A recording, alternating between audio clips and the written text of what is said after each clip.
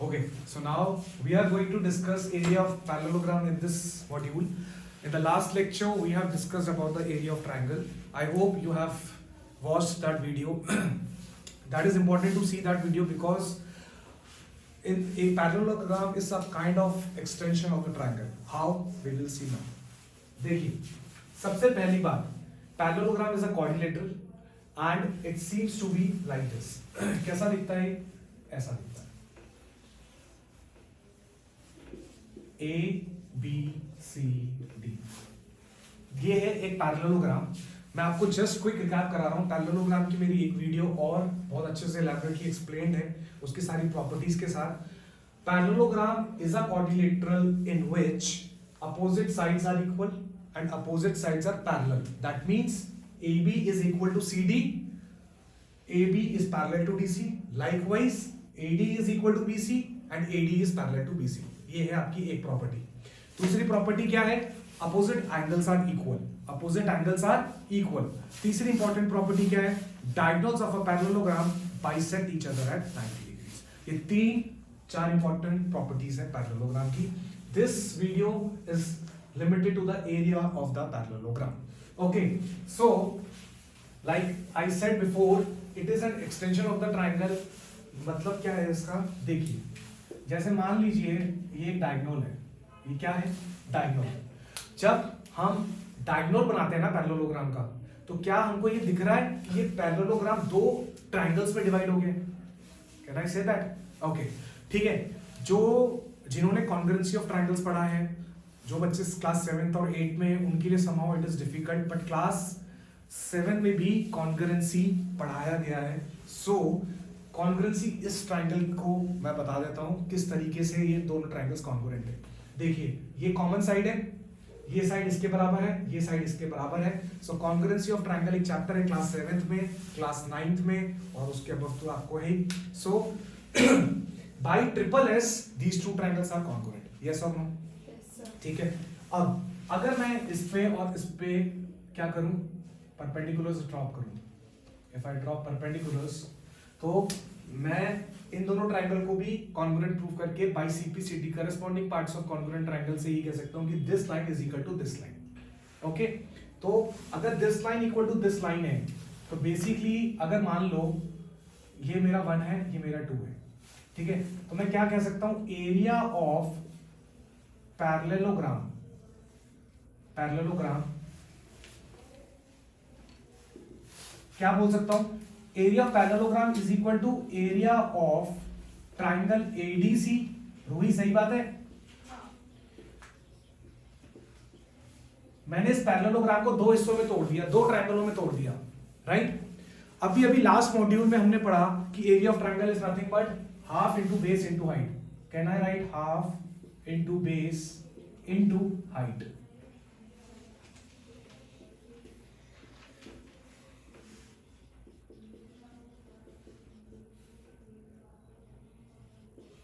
Can I write this?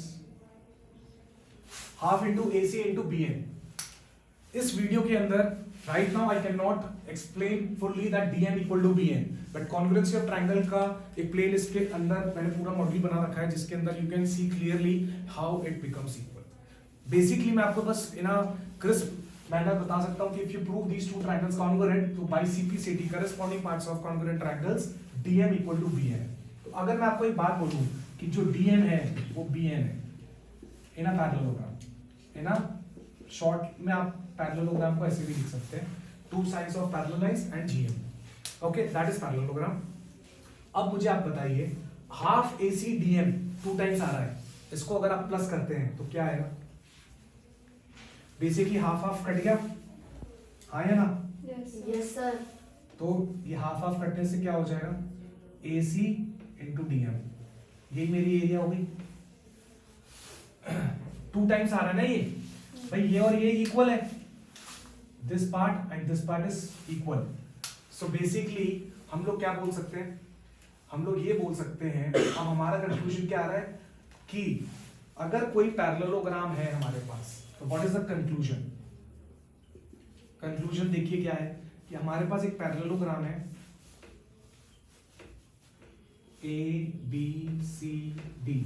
Height का मतलब क्या होता है? The distance between two parallel lines. ये दोनों पैरेलल लाइन है, इसके बीच में ये अगर मैं हाइट कर दूं तो मेरी एरिया क्या आएगी पैरेललोग्राम की? Area of parallelogram is base into height. तो आपको ये याद रखना है। आपको याद करने का एक तरीका भी बता देता हूं। क्या लास्ट लेक्चर में हमने क्या पढ़ा था ट्रायंगल में? Rochelle, area of triangle is half into base into height.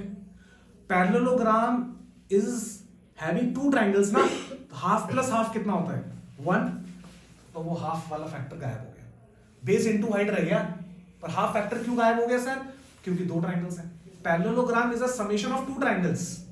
एक ट्रायंगल का half into base into height, half into base into height, answer क्या आ गया? बेस इनटू हाइट आ गया। तो आपको याद हो सकता है। बहुत बच्चे भूल जाते हैं। अभी पढ़ाया 10 दिन बाद गोल। If I ask what is the area of parallelogram, वो half into base into height बोलते हैं। क्यों? क्योंकि याद किया है, समझा नहीं है। तो समझने के लिए है हम लोग यहाँ पर, याद करने के लिए नहीं है। एक बात समझ लो, तो बेस इनटू हाइट की वजह से इसका आंसर क्या आ गया? My answer is base is A B and D M. A B into D M, this is the area. बोलिए, समझ में आया? तो area is base into height. Area is base into height. I hope you are clear with this. So shall we move to the questions? अब हम लोग questions discuss कर लें 2-3, जिससे कि हमको पूरा प्रॉपर्ली समझ में आ जाए एप्लीकेशन के साथ। Okay, so now we will discuss few questions. बिठा दूं? लिखो भाई, जल्दी लिखो। ये तो बिठा दूं?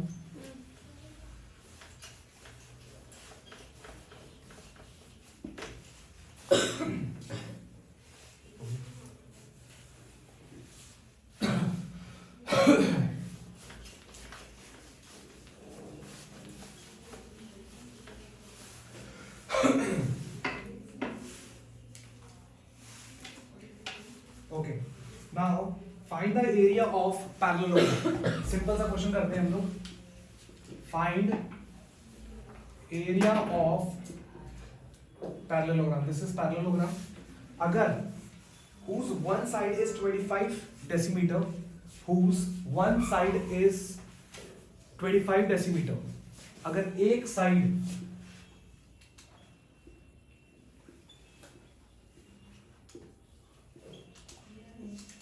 and corresponding altitude is 60 meter, is 60 meter। ध्यान से सुनना इस क्वेश्चन को, sorry 60 centimetre, and you have to answer it in square meters। 60 centimetre. अब आपको बहुत ध्यान से सुनना है इस क्वेश्चन को। Find area in square meter. Okay, बहुत ध्यान से क्या देखना है इस चीज को। सीधे से बिल्कुल स्टार्ट मत हो जाना कि 25 इंटू 6t और आंसर हो गया and you are getting very happy, अरे वाह कितना इजी क्वेश्चन आया था। ऐसा नहीं होता है। सबसे पहले हमको कन्वर्जन्स देखने पड़ेंगे। क्या है? This is my 25 decimetre and this is my 60 centimetre. क्या यूनिट सेम है? नहीं है। So my first step is to make the unit same. So I have to convert. Okay, so metre, decimetre, this is small d. बहुत बच्चों को ये भी confusion होता है, सर ये डेकामीटर भी हो सकता है।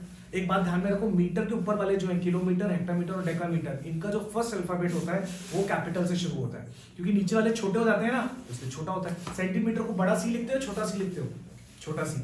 मिलीमीटर को बड़ा एम लिखते हो, छोटा एम, बड़ा एम, छोटा, बड़ा एम लिखते हो। क्या बात कर रहे हो? छोटा एम लिखते हो यार, यही चेक कर रहा हूँ। ठीक है, so millimetre is small m, small M.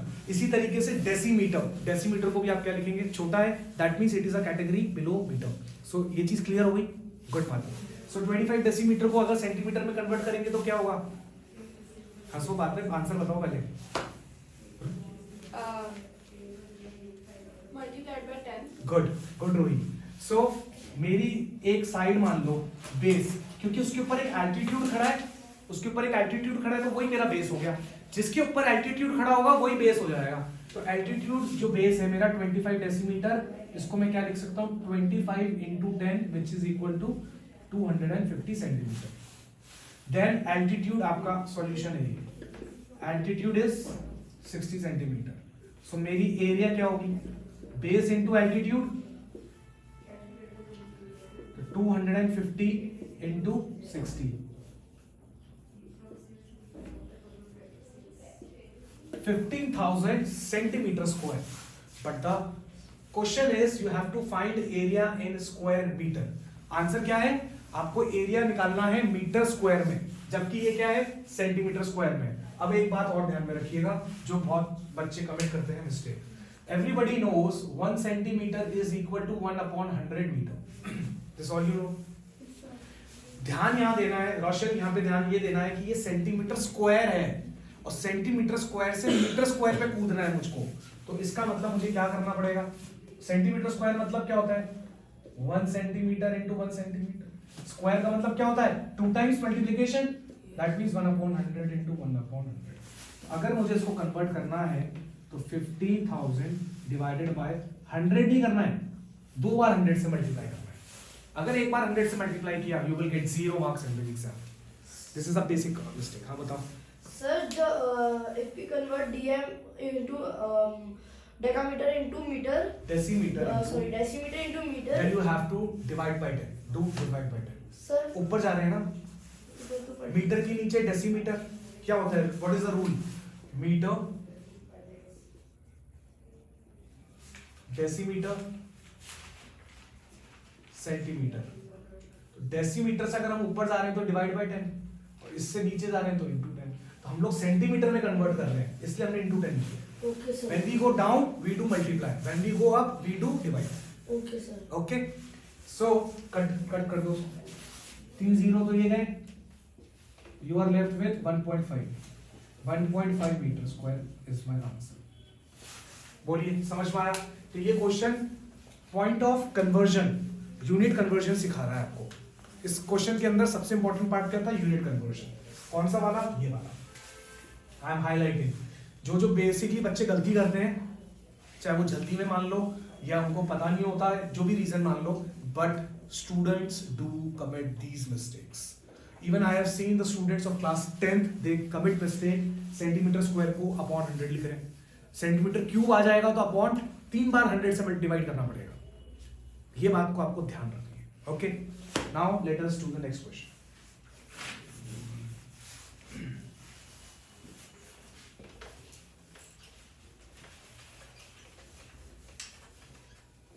बेटा तो नहीं पूरा.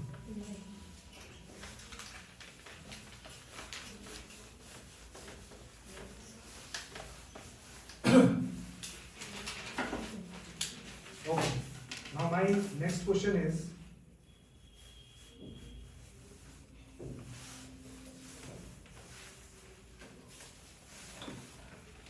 the longer side. Now this is a good question. This is a good question. Please write down the question also. So the longer side of a parallelogram, the longer side of the parallelogram is 54 centimeter. अच्छा question है, लिख लो. Is 54 centimeter and corresponding altitude is 16 centimeter. Is 16 centimeter. If the altitude corresponding to the shorter side, if altitude corresponding to shorter side, ध्यान से सुनना, shorter side of a parallelogram का जो shorter side है उसके corresponding अगर छोटा altitude है, उसका लेंथ है 24 centimetre, is 24 centimetre. Find the length of shorter side. Find length of shorter side.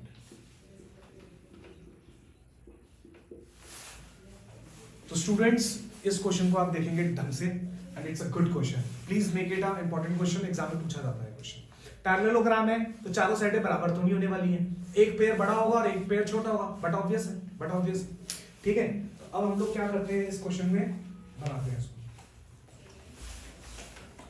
Okay, सो देखिए सबसे पहले हम लोग एक पैरेललोग्राम बनाएंगे.